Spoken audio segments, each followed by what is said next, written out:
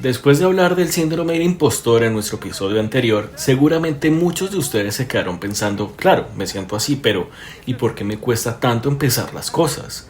¿Por qué dejo siempre las cosas para último momento, como buenos colombianos? Exacto, es una pregunta que nos llega muchísimo y hoy vamos a desentrañar ese misterio. Bienvenidos a Emocionalmente, soy Laura y junto a Eduardo nos sumergiremos en un tema que a primera vista parece simple, pero esconde capas y capas de complejidad: la procrastinación.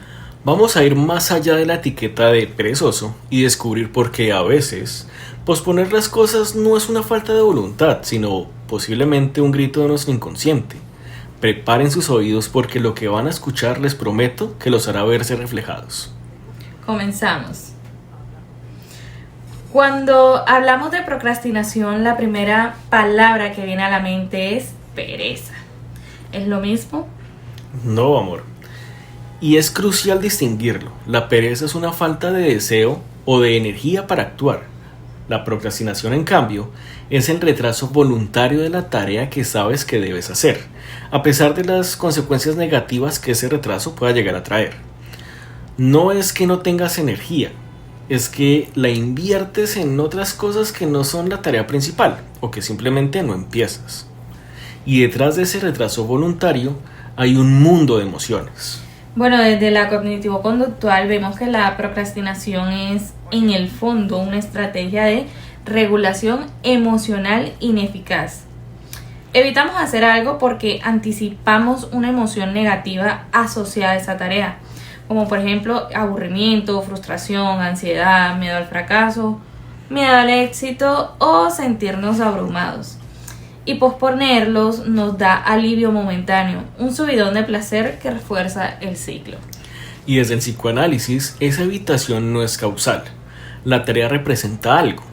Puede ser una forma de agresión pasiva hacia pronto una autoridad, un jefe, incluso hacia uno mismo por las autoexigencias.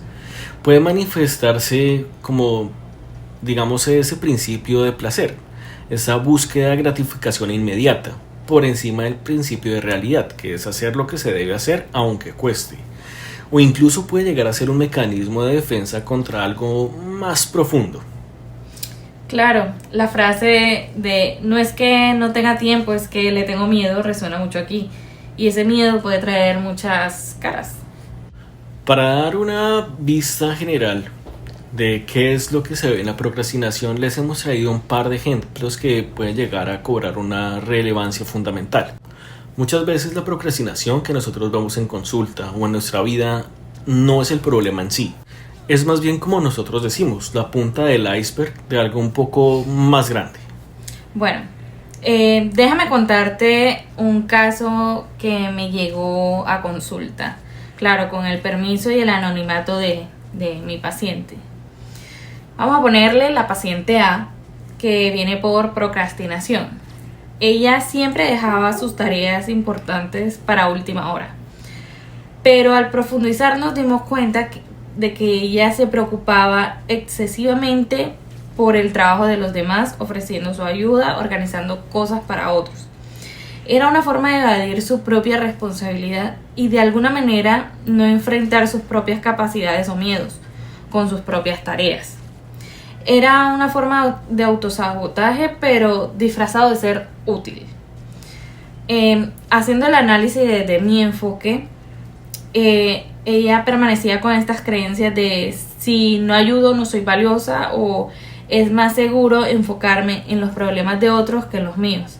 Así evitaba la ansiedad ligada a sus propias responsabilidades. ¿Qué me puedes decir tú desde tu análisis en este caso? Posiblemente haya un conflicto con la autonomía, el deseo de ser indispensable para los demás, para sentirse amada, o una forma de proyectar sus propias ansiedades en el trabajo ajeno, para no ver las suyas. Esta es una forma muy sutil de procrastinar, ¿verdad? Yo tuve otro caso, la persona B, que también llegó por el mismo síntoma, procrastinación, pero en su caso dejaba todo para después. Fallaba en cumplir los plazos y esto le impedía ascender en su trabajo o consolidar los proyectos importantes. Al profundizar nos dimos cuenta que era un intento de autosabotaje inconsciente. Él tenía la profunda sensación de no merecer el éxito o incluso las cosas buenas que le pasaban. Si lograba algo, sentía que era un fraude, que lo iban a descubrir, lo que conectaba directamente con esa sensación de no merecimiento que ya hablamos en el síndrome del impostor.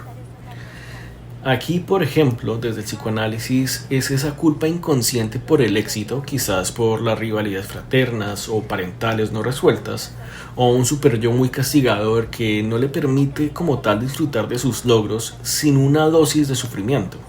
¿Tú qué me podrías decir desde el cognitivo? Bueno, aquí en este caso se notan unas creencias centrales de no soy digno de éxito o el si me va bien algo malo me pasará. La procrastinación como una conducta de confirmación de esas creencias. Y estos ejemplos son perfectos porque demuestran que la procrastinación no es un problema de gestión del tiempo, es un problema de gestión emocional. Y para resolverla hay que ir más allá de hacer una lista o poner una alarma, hay que mirar debajo del agua. Entonces, ¿qué es lo que hay debajo de la superficie? ¿Cuáles son esas posibles raíces comunes que alimentan la procrastinación? Bueno, desde el cognitivo conductual hablamos de miedos y creencias irracionales. El miedo al fracaso de si no lo intento no puedo fallar. Ese es enorme. Pero también el miedo al éxito. Si lo hago bien me exigirán más, no sé cómo manejar el éxito, o dónde dejamos el perfeccionismo. Ese es un gran motor. Si no es perfecto, no lo hago. Y la falta de autoeficacia percibida. Que el no soy capaz, no sé por dónde empezar. Y de pronto a nivel más profundo, psicoanalíticamente, puede ser la evitación del aburrimiento o la angustia existencial.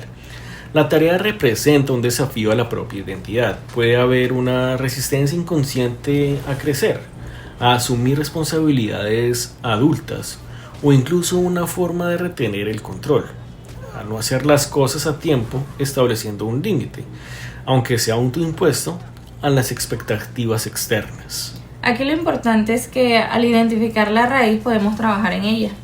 No es solo ponte una fecha límite, sino que qué creencia o miedo me está paralizando o cómo puedo cuestionar eso.